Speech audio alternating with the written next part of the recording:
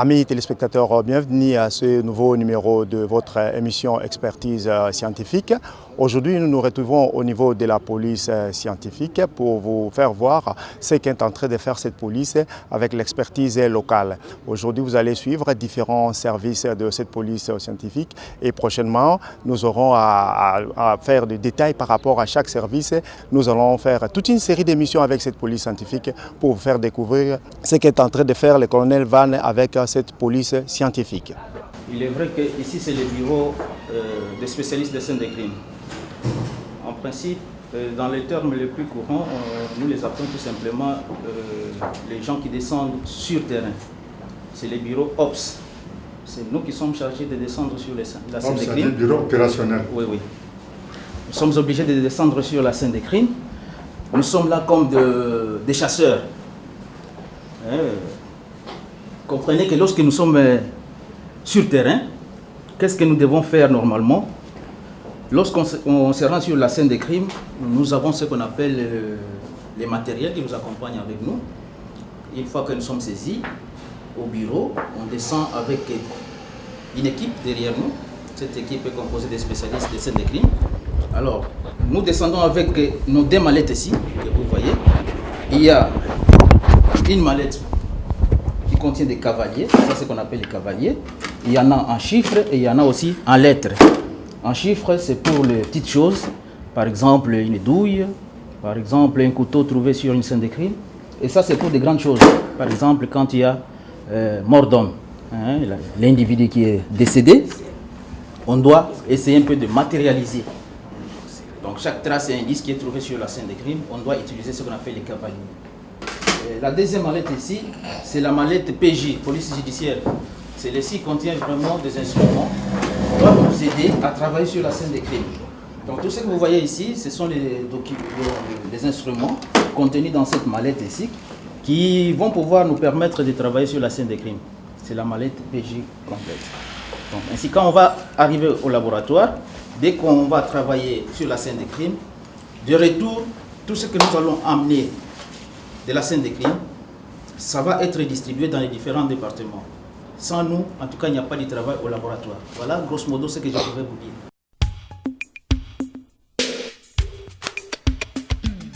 C'est le département fichier central de la police technique et scientifique. Quel est notre rôle? Nous travaillons à base de 3 fiches. De ces 3 fiches, nous avons la fiche des cas dactylaires qui comporte les renseignements de la personne incriminée, arrêtée. Et ses empreintes, les 10 doigts, doivent apparaître sur cette fiche. Quand on dit des cas, c'est-à-dire 10 doigts. Pouce, index, majeur, l'annulaire et l'auriculaire.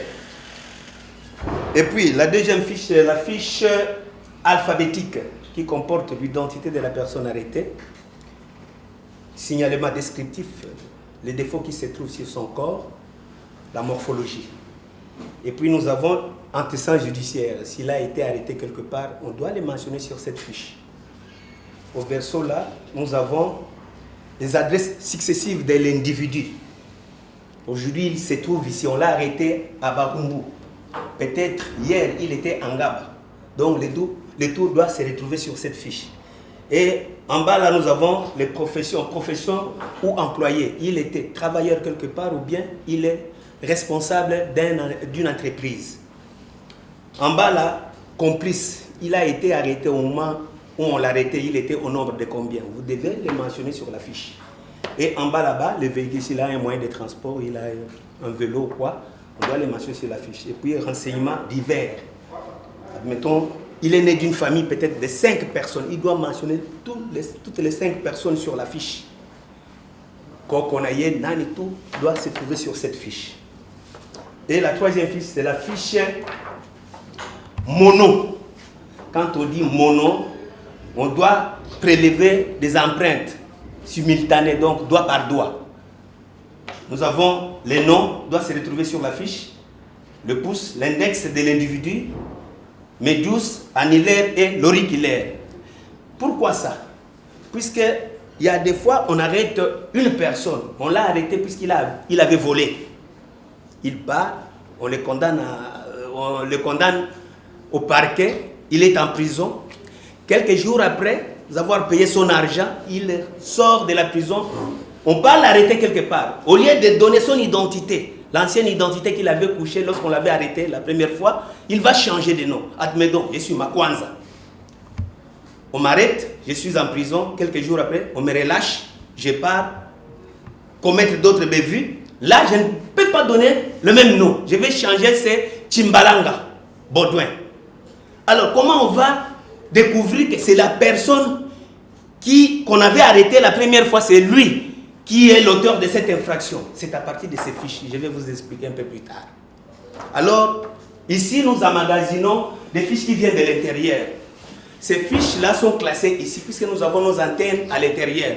Nous avons des gens au Bas-Congo, partout, dans toutes les provinces. Nous les avons formés. Leur devoir est de prélever des empreintes des personnes arrêtées par la police, soit au parquet.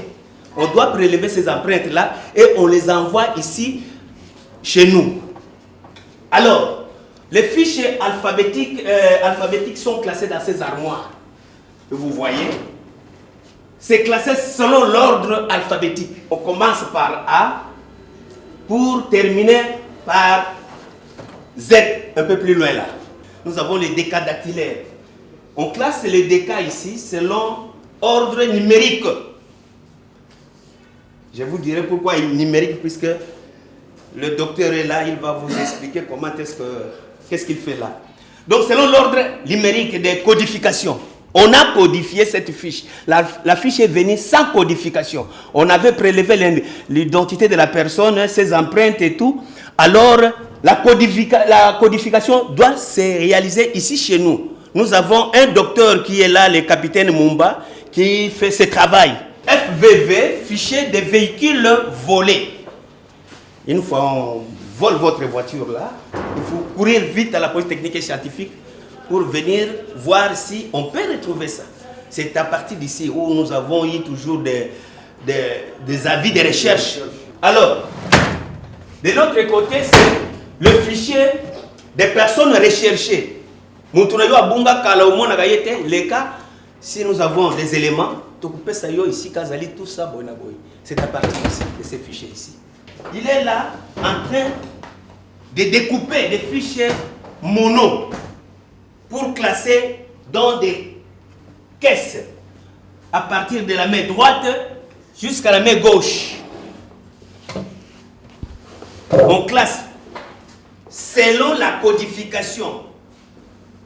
Ces lettres-là que vous voyez, ce ne sont pas des chiffres comme dans l'alphabétique, mais ici c'est le mono. C'est lui qui s'en occupe de ça. Donc, à quoi sert ceci? C'est pour rechercher si l'individu a été arrêté. On doit rechercher pour connaître, puisque ce sont des empreintes. Vous avez vu ici le pouce de la main droite. Donc, quand on arrête quelqu'un, on prélève des empreintes. Ces empreintes-là sont classées selon l'ordre. S'il y a des pouces, ordre de pouce, index, médius, annulaire, jusqu'à l'auriculaire.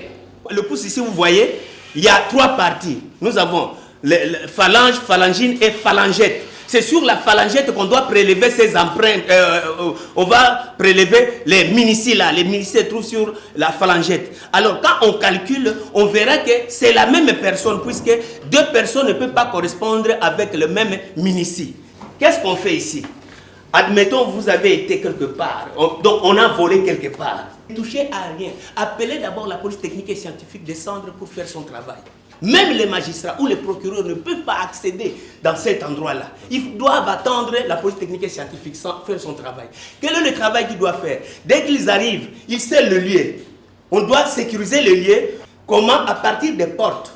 Là, ne touchez à rien. Donc, dès qu'ils arrivent, ils doivent prélever ces empreintes-là. Les empreintes qu'ils doivent prélever, comment? Nous avons des produits à nous, spécialement pour ça. Ils prélèvent des empreintes. Lorsqu'on prélève des empreintes partout là où il a touché, on verse la poudre ou quoi, les produits que nous avons. On va faire découvrir les traces qu'il a laissées, puisque chaque fois s'il y a une personne qui entre quelque part, il laisse des traces et il emporte aussi des traces. Qu'est-ce que vous avez vu là? Rien. Il n'y a rien. Mais nous, quand nous entrons, nous devons toucher un peu partout là où il a passé. Partout des poignets où il a touché, nous devons toucher, voir, soutirer ces empreintes qu'il a laissées. La poudre noire ici, on va les verser pour rechercher des empreintes. On verse.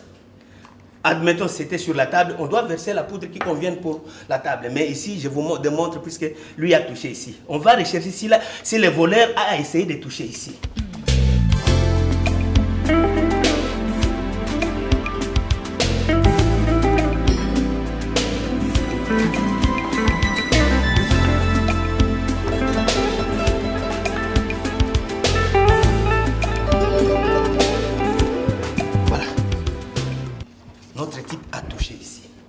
Vous voyez sa main, les empreintes se sont restées.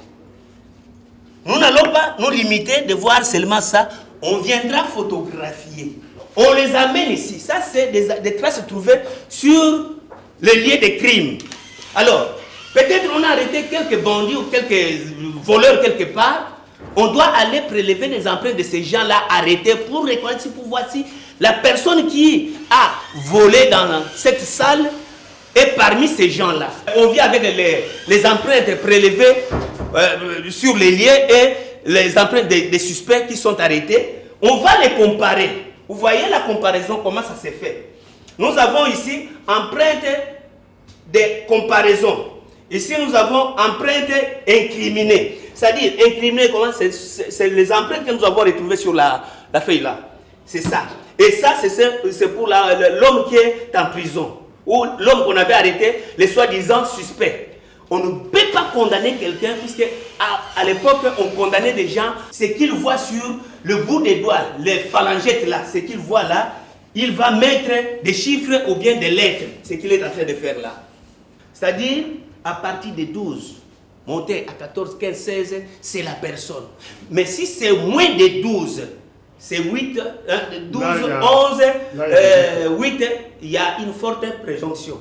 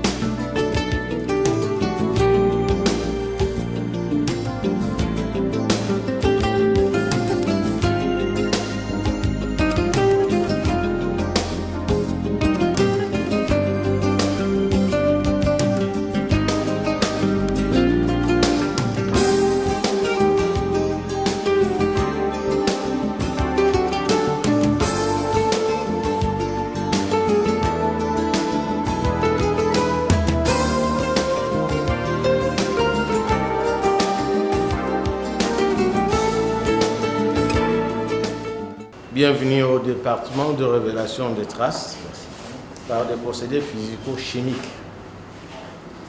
À défaut, vous avez une direction de police technique et scientifique.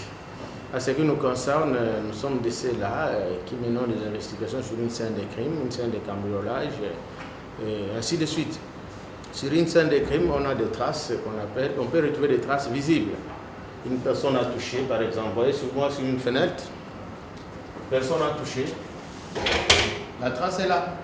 On la photographie, on l'amène ou on fait les transferts. Directement, le spécialiste va le faire sur tard. Mais à défaut de ne pas révéler des traces sur divers supports qu'on retrouve sur une scène de crime, on descend avec des pièces dont on a soupçonné être manipulées par les assaillants, puisqu'il est dit qu'un assaillant qui arrive sur une scène de crime ramène et emporte des traces, des indices sur lui. Okay? Sur une scène, on peut retrouver des supports qui peuvent être poreux, par des supports poreux, on sous-entend des papiers, des cartons. On peut avoir des supports qui sont non poreux. Par non poreux, on sous-entend ce que vous avez là-bas, des flacons de plastique. Il faut encore avoir une arme qu'on peut retrouver sur une scène de crime. On peut utiliser beaucoup de techniques, de procédés chimiques, physico-chimiques pour procéder à la révélation. Mais ici, nous utilisons plus les deux méthodes les plus performantes qui donnent de bons résultats. Nous avons la première pour des supports qui sont poreux, papier, carton ou les bois non traités. Nous utilisons le premier procédé que nous appelons, avec le produit que nous appelons l'anhydrine. Qu'est-ce qui se passe avec ces premiers procédés? Ça, nous appelons la sorbonne. La sorbonne, en quelque sorte, c'est quoi?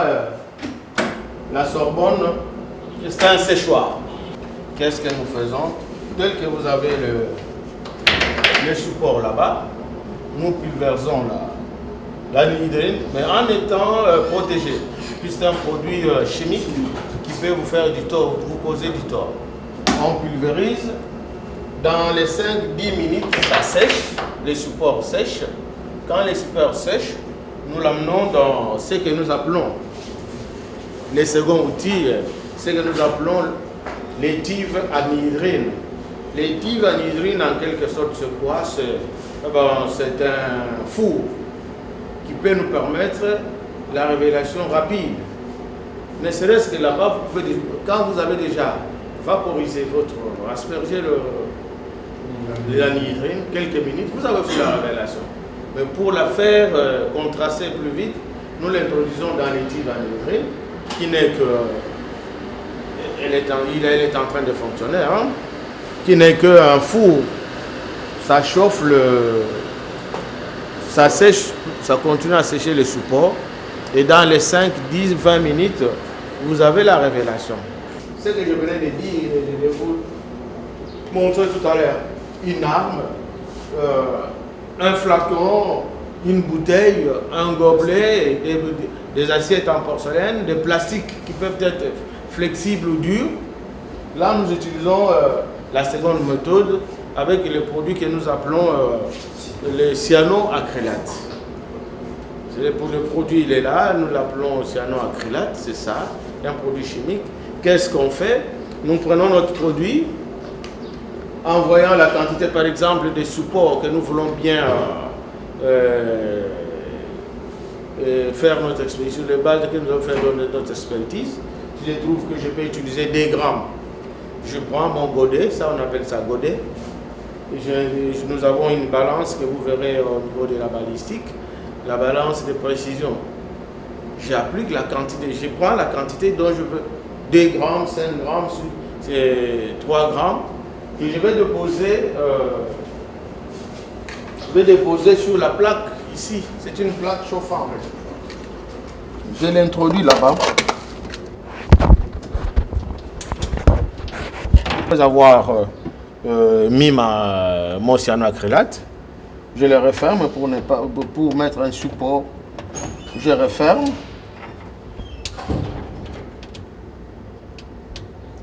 Puis je mets de l'eau de l'autre côté, puisque aussitôt la trace révélée, on la referme et nous l'activons. Quand j'active, je peux utiliser les manuels ou l'automatique. Quand je vais utiliser en automatique, je vais tout simplement voir le nombre de grammes. Tout simplement en automatique, je sais qu'en 1 gramme, aussitôt terminé, ça va couper de soi-même. Et nous aurons à faire le constat, à constater la révélation sur les supports qui ont été amenés au niveau du département pour révélation.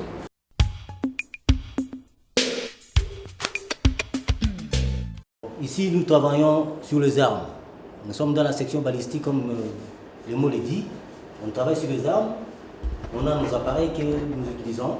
Si on nous amène une arme récupérée sur une scène de crime, on amène ça ici. Nous faisons les examens de cette arme. Et ce sont seulement les parties de l'arme qui entrent en contact que nous en avons besoin. Si vous avez récupéré l'arme, il y a une chance de récupérer la dure et le projectile, vous nous les amenez. Ou bien si on a extrait les projectiles dans un corps, on nous l'envoie ici par une réquisition d'un médecin, et puis nous l'examinons.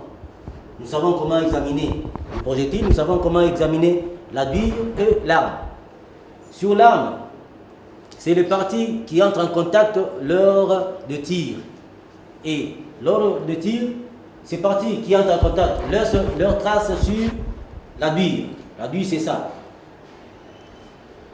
C'est précisément ça. Comme d'autres billes que nous sommes en train de travailler ici.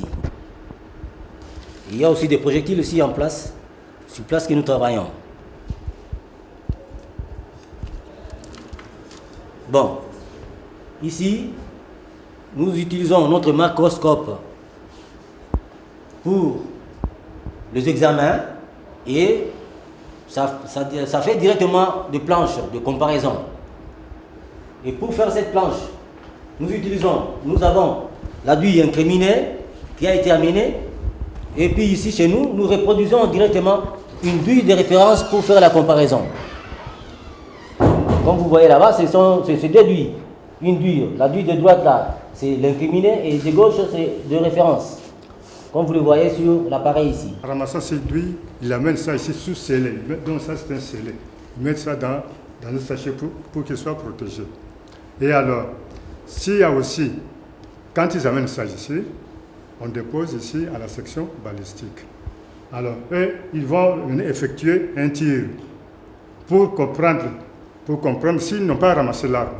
Là, ils vont, la bulle ici, quand ils vont exécuter un tir, puisque nous allons arriver là-bas, on va devoir comprendre si l'arme qui a été tirée est de quel type. Raison pour laquelle ils sont ici. Les éléments amenés d'une scène, parfois ça a été sale ou ça a eu du sang, mais ici on ne parle pas du sang, mais de la saleté. On photographie et puis ça passe au nettoyage pour que ça nous facilite à bien retrouver les traces sur la d'huile ou sur le projectile. Du Branson, mais ça c'est trop cher, c'est pourquoi on utilise le coca puisque ça nettoie plus encore. Puisque ça c'est moins cher. Ça c'est notre balance pour savoir la masse résiduelle de la projectile. Balance de précision. Oui. Et ça c'est les binos, la binoculaire qui nous aide aux agrandissements de traces. Mais ça ne fait pas de comparaison. C'est incorporé aussi à C'est mixé à un système informatique, aux caméras et un système informatique toujours. L'appareil que nous utilisons ici, bon, ça sont des baguettes que nous utilisons pour déterminer les trajectoires des tirs dans une voiture ou bien dans une chambre là où il y a une scène. Si c'est dans deux bâtiments, on utilise des fils. On a les lasers qui nous aident aussi surtout dans des petits endroits. Le laser que nous utilisons avec des baguettes, des petites baguettes là que nous utilisons aussi pour les trajectoires. Nous utilisons aussi la chronologie des tirs.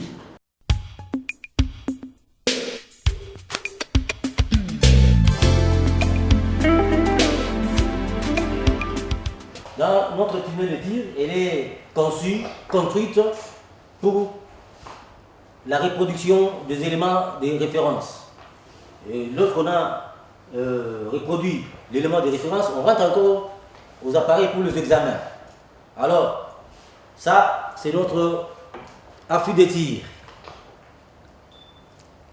Notre affût de tir mixé aux caissons de tir. Ces caissons de tir se communiquent. Et se communiquent à l'intérieur. Ce sont des vases communicants.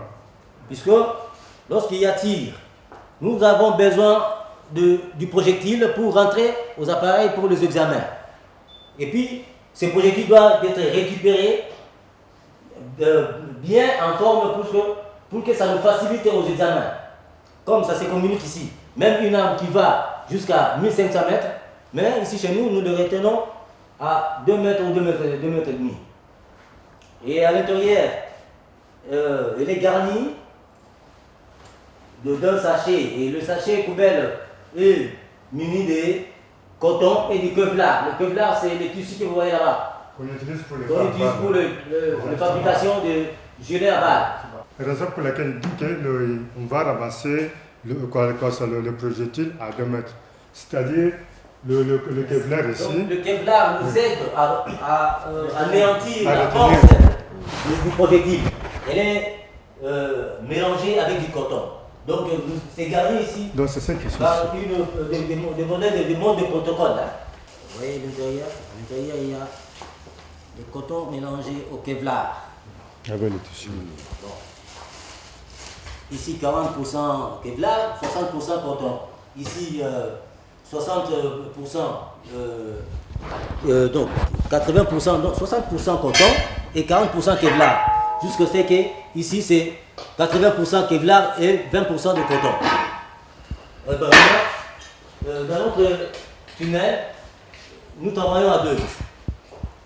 Et il y a ce masque là pour le tireur et notre ami qui.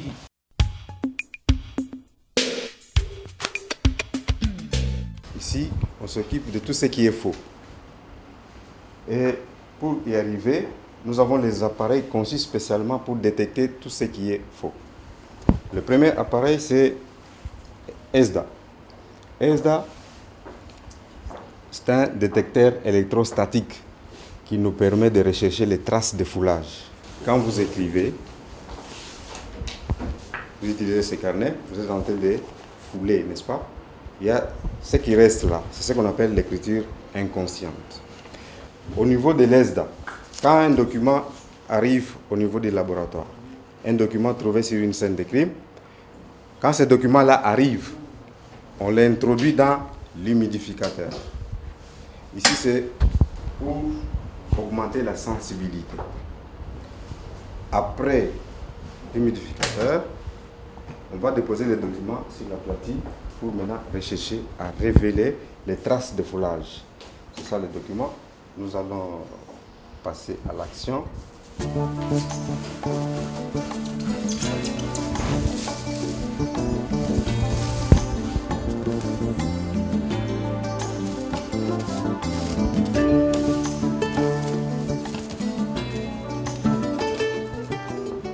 Voilà, ce document a été trouvé sur une scène de crime.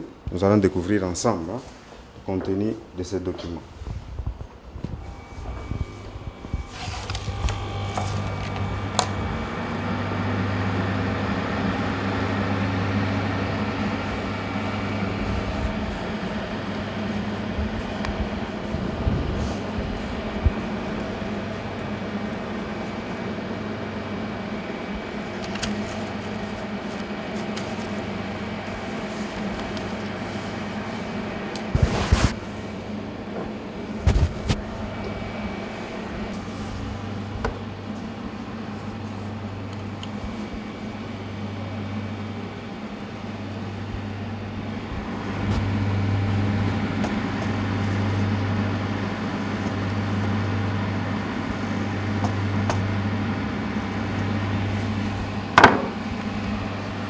On va découvrir ensemble ce qui se trouve sur ce document. Je vous ai dit que quand les documents arrivent, on l'introduit d'abord dans les modificateurs, c'est pour que ce soit plus clair. Et nous allons découvrir ensemble.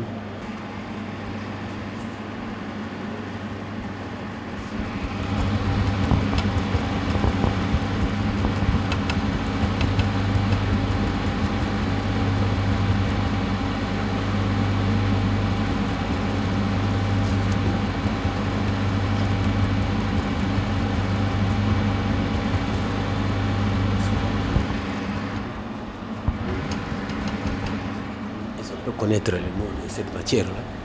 Ça, c'est un tampon. Hein. À l'intérieur, il y a la poudre, on appelle Foster.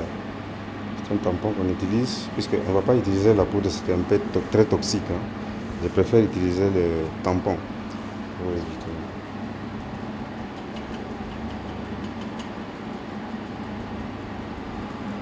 Quand les spécialistes arrivent sur une scène de crime et qu'il y a le cadavre, qu'est-ce qu'on fait? On prélève les empreintes de cadavre. Et ils vont comparer maintenant les empreintes de la victime avec les empreintes révélées sur les documents.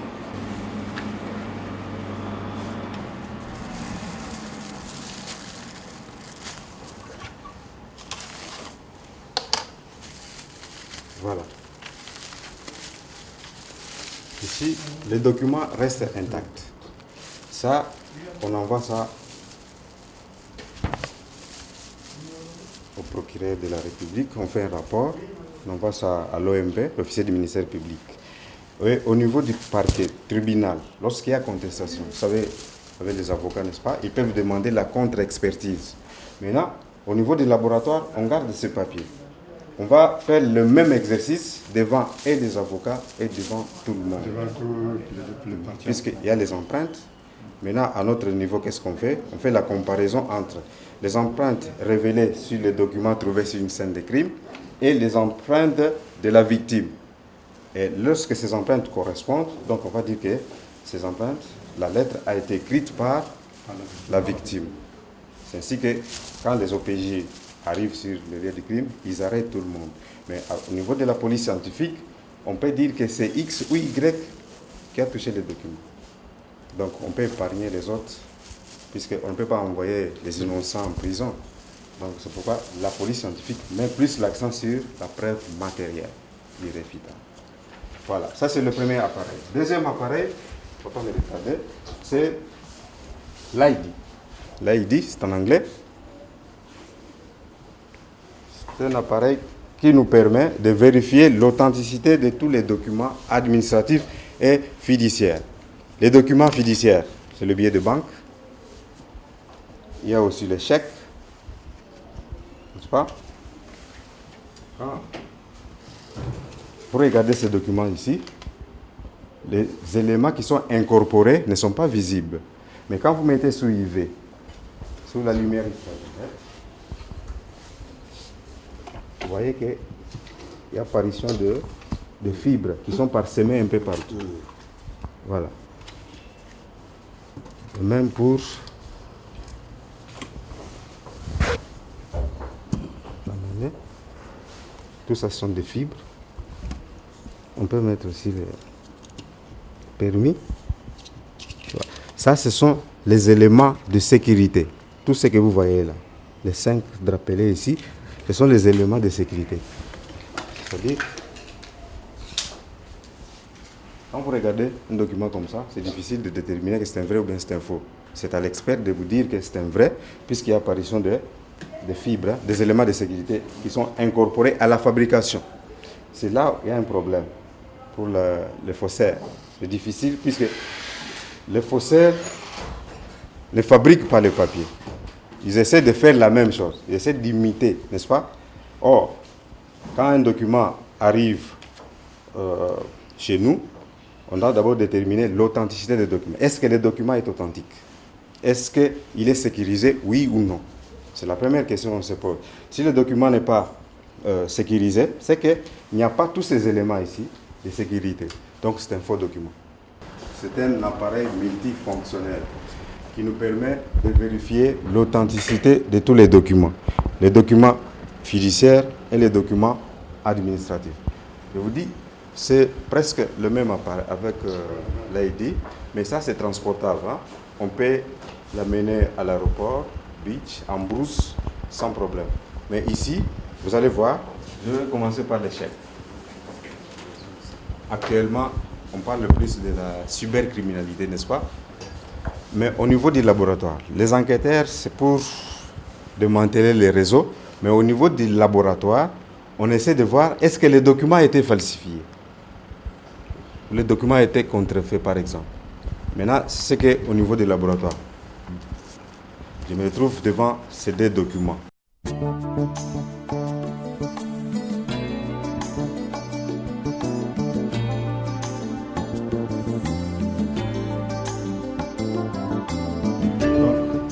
Le document est authentique, donc sécurisé. Il y a les éléments et apparition de fibres qui sont éparpillées, parsemées un peu partout. Donc, c'est un vrai document. Avec la technologie actuelle, on peut photocopier un document comme celui-ci. Voilà, regardez. Vous voyez, il y a ça, c'est ce qu'on appelle les azurants optiques. La couleur, là, azurant optique. Donc, c'est juste une copie de ce chèque. Donc, ça, c'est un faux document. C'est ce que je vous ai dit qu'on peut scanner, copier, coller et puis récupérer l'argent à la banque.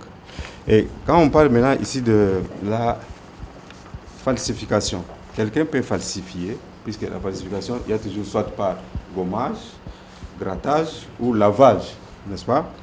Mais au niveau du laboratoire, si le document a été falsifié, la machine va détecter. Dire que ça c'est un faux document, puisque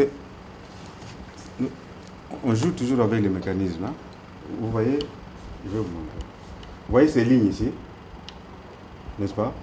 C'est ce qu'on appelle des micro-lettres. Ça. Dans le faux document, regardez. Donc c'est difficile pour un faussaire d'imiter. Concernant maintenant le permis,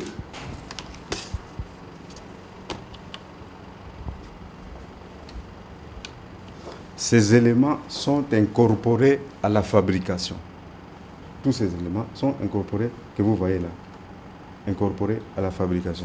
Maintenant, c'est difficile pour un faussaire d'incorporer, puisque le faussaire ne fabrique pas le papier, mais il essaie de faire la même chose, d'imiter.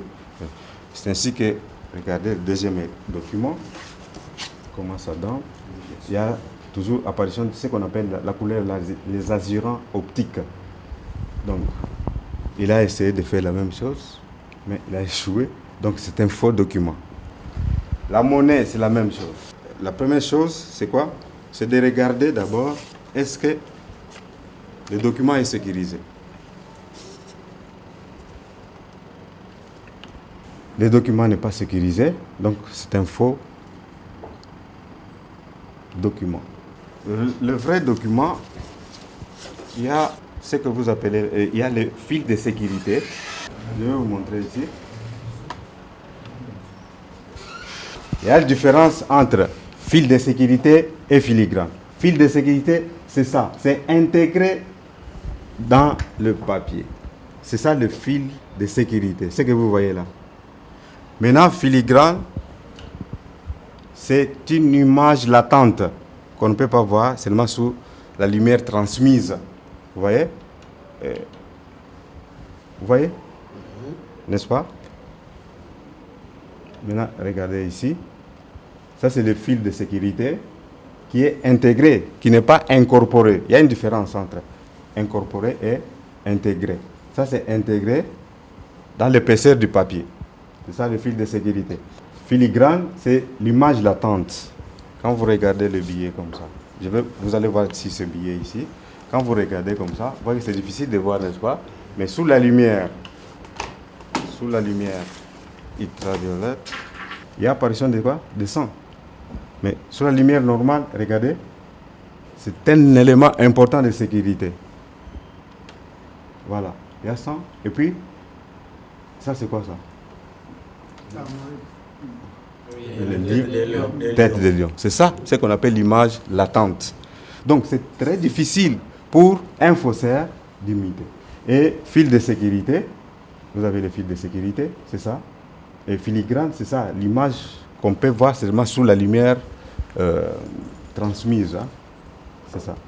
Et ça, tout ça sont les éléments de sécurité.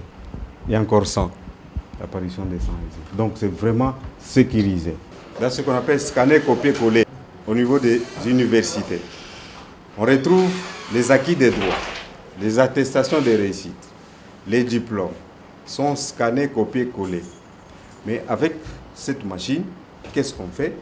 Nous enregistrons toutes les signatures des responsables des universités, des doyens.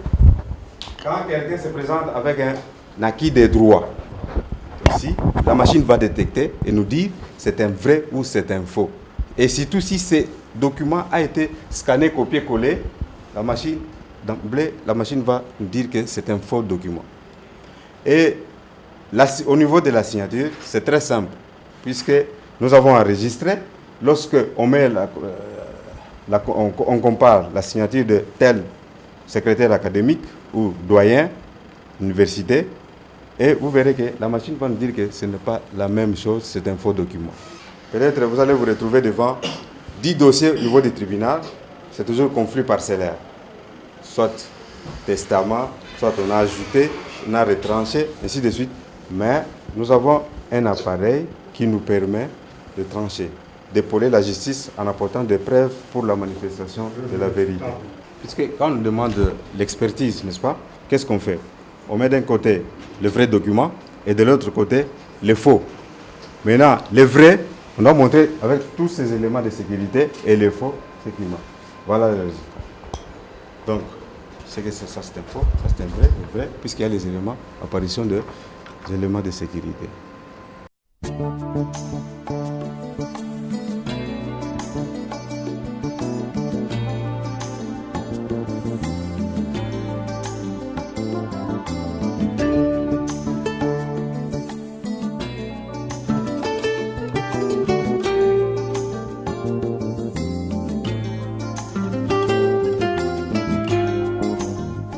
Ici, nous sommes en scène de crime. Comme vous êtes tenté de voir, il y a eu mort d'homme. Et la police scientifique arrive, il a scellé. En fait, ici, c'est pour protéger la scène de crime. Et voici la personne qui est décédée, elle est là. Et les spécialistes en scène de crime arrivent là où il y a crime. Nous avons M. Niembo qui est là, Jean-Marie, spécialiste en scène de crime. M. Sami Ekwar, spécialiste en scène de crime. Les deux sont formés à Lyon en France. Alors ils arrivent maintenant en scène de crime. Maintenant, leur rôle est très important. Pourquoi? Parce qu'ils vont récupérer tout ce qui est indice en scène de crime. Il y a un photographe qui est là, qui doit prendre normalement des photos pour voir ce qui se passe et ce qui s'est passé, comment le crime a été normalement fait. Il y a l'arme qui est là, il y a un passeport qui est là, il y a de l'argent, il y a aussi l'eau qui est là. Et les responsables, les spécialistes en scène de crime arrivent. D'abord, le photographe fait son travail, il doit photographier. Donc, il va prendre toutes les photos. C'est pour permettre normalement de faire en sorte pour identifier l'auteur de ces crimes. Parce que ça, c'est une mort violente, en fait, suspecte, et qui est due normalement à une agressivité, parce que vous voyez, il y a l'arme qui est là. Maintenant, les responsables, ou bien les spécialistes en scène de crime, ils arrivent pour faire le travail. Il est en train de photographier, comme je vous ai dit, il va prendre les photos qu'il faut pour avoir des éléments de preuve. Parce que ici, c'est la police scientifique et technique qui est là, en fait, pour démontrer des preuves aux juges pour que les problèmes soient bien tranchés. Vous voyez, c'est un travail très important et ça, c'est un travail qu'on ne peut pas louper. Si on loupe, donc, on n'arrivera pas à identifier ou bien à savoir comment la personne est décédée. Tous les éléments suspects qu'on doit trouver en scène de crime doivent être photographiés. Et après, on va les sceller. Vous allez voir ce qui se passe quand il y a mort d'homme. Le photographe a terminé de faire son travail. Maintenant, il y aura d'autres spécialistes, toujours sont des spécialistes en scène de crime, qui vont arriver maintenant à regarder les indices qu'on trouve en scène de crime. Il s'agit de M. Niembo Jean-Marie et le commissaire Docha qui rentrent là. Et les deux sont formés à Lyon, donc sont des spécialistes en scène de crime. Donc leur rôle est très capital pour récupérer tous les indices en scène de crime, pour permettre les gens qui vont analyser, pour démanteler l'auteur de ces crimes. Vous voyez comment est-ce qu'il rentre? Très attentif, il doit prendre tout ce qu'il faut, il doit révéler même des empreintes. Parce qu'on sous-entend, le verre là a été touché par quelqu'un et ils ont tout ce qu'il faut, les matériels qu'il faut pour révéler les empreintes digitales de la personne qui a touché normalement le verre. Ce qu'ils sont en train normalement de faire là, c'est la révélation des empreintes. Alors quand tu touches quelque chose, donc tu laisses des traces. Vous voyez qu'un criminel commet normalement son crime, il laisse des traces en scène de crime. Ils sont en train maintenant de faire la recherche des indices. Et ils ont des produits pour révéler en scène de crime. Et ils regardent même avec des équipements très appropriés pour voir s'il n'y a pas de traces qu'on ne peut pas voir à l'œil nu. Là, c'est leur rôle est très, très, très important. Et le verre là, on sous-entend que le verre là a été touché par quelqu'un et doit maintenant révéler les empreintes digitales dans le verre en question. Et ça sera photographié. Alors, ils ont vu qu'il y a eu quand même des empreintes. Maintenant, ils vont mettre les produits en question. Et les produits là vont faire en sorte qu'ils puissent avoir la révélation des empreintes. Et les photographes aussi arrivent. Ils doivent prendre aussi la photo normalement de ces empreintes. Et là, ils vont mettre normalement des rubans en fait, pour mesurer. Et ils vont voir la longueur de tout ce qui se trouve en scène de crime. Elle est aussi spécialiste en scène de crime. Elle aussi joue un rôle très important. On va poser une question à madame. Qu'est-ce que vous faites et quel est votre rôle en scène de crime? Pour le moment, je suis en train d'établir le croquis sur le fait. Le croquis sur le fait qui est établi dans le lieu des scènes de crime. C'est tout ce que je vais faire.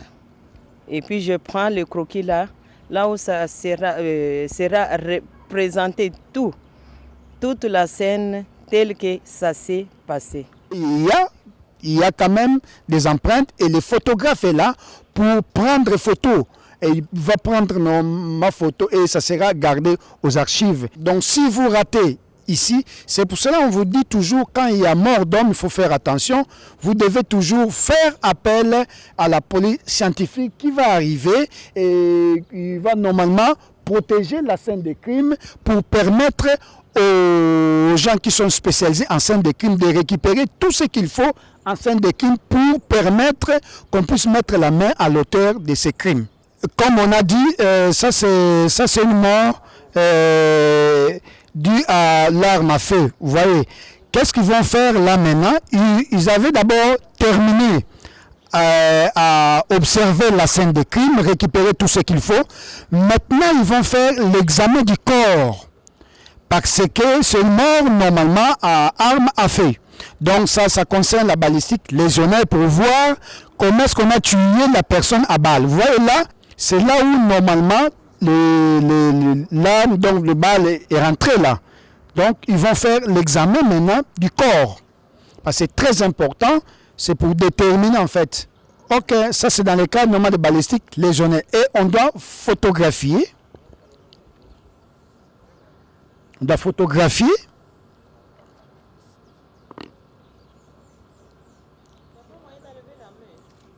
C'est ça.